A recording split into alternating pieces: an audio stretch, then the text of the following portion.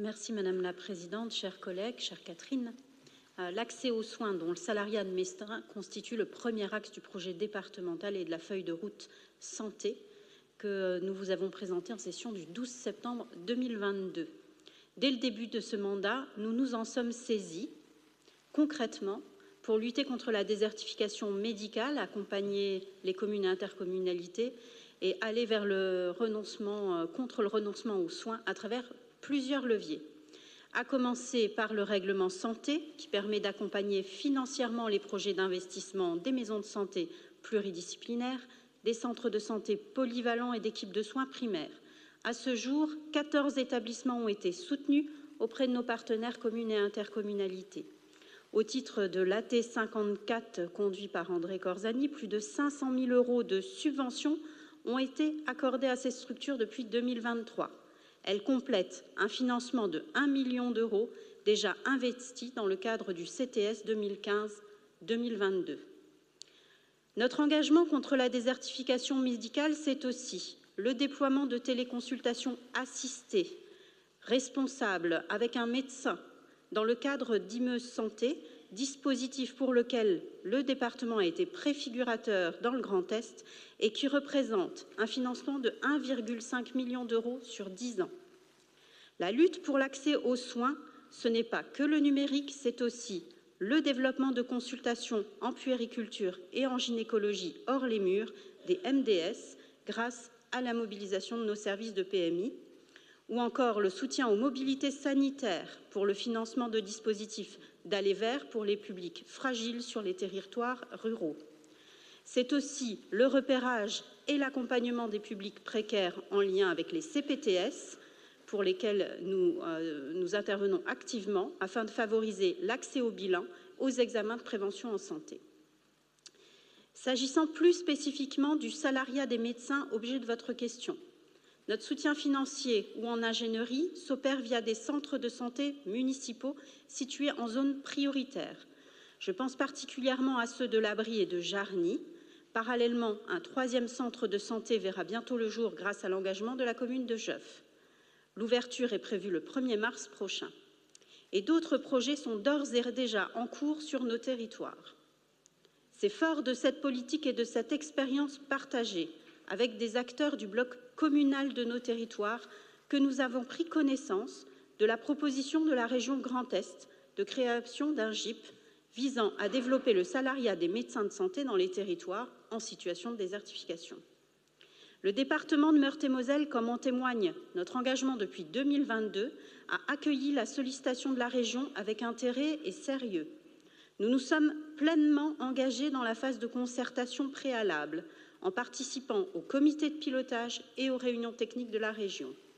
Nous avons aussi analysé des dispositifs de même nature, déployés dans d'autres territoires, échangé avec les départements du Grand Est et étudié plusieurs scénarios, parmi lesquels la création d'un centre de santé départemental, l'adhésion au GIP régional ou la poursuite de notre soutien à l'accès aux soins via nos dispositifs existants.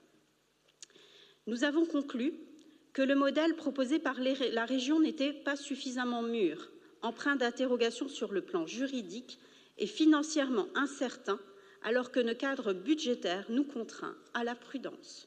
D'abord, des fragilités s'agissant du GIP, à commencer par sa gouvernance qui n'intégrait ni l'ARS ni la CPAM, alors qu'elles sont les actrices privilégiées de la santé et de l'accès aux soins.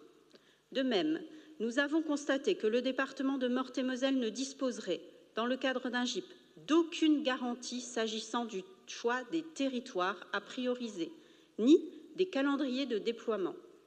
Par ailleurs, et cette fragilité est intrinsèque au modèle proposé par la région, les modalités de sortie du GIP étaient floues, incertaines, alors que nous n'avions aucune assurance sur le plafonnement du reste à charge du département. Ce reste à charge étant constitué par les dépenses non couvertes des produits des centres de santé envisagés par le Conseil régional. Si un rapport de l'IGAS paru en février 2025 confirme le rôle essentiel des centres de santé dans l'accès aux soins, il rappelle également la fragilité économique de ces structures et nous invite à examiner avec prudence l'engagement financier des départements dans le fonctionnement de telles structures. Enfin, dans l'hypothèse où le département s'engageait dans un GIP, nous n'avons pas obtenu les assurances attendues du Conseil régional quant au maintien de ces financements à notre politique de soutien aux communes engagées dans un projet d'accès aux soins. Au-delà de ces nombreuses réserves, n'oublions pas que la région fait aussi un choix de soutien aux structures à but lucratif. Ce GIP, à ce jour, ne nous offre donc aucune garantie sérieuse de copilotage de ces politiques publiques où nous ne sommes pas alignés politiquement. Peut-être le serons-nous un jour.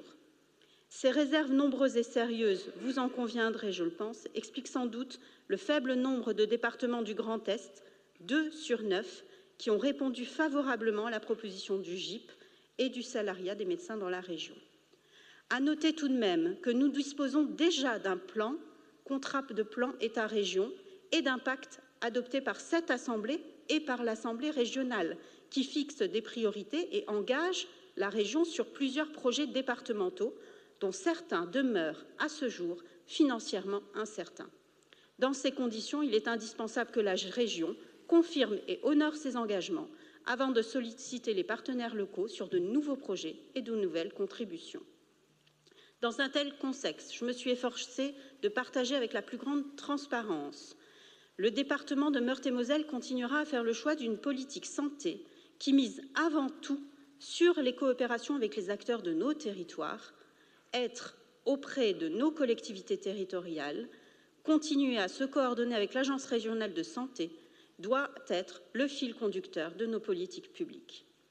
Pour nos habitants, une action départementale qui prend avant tout appui sur les initiatives locales des communes, la créativité des acteurs du sanitaire, comme en témoigne par exemple la réussite de l'appel à projet J'ose ma santé, qui, grâce à des financements ciblés de l'ordre de 240 000 € chaque année, contribue au foisonnement d'actions dans le champ de la prévention.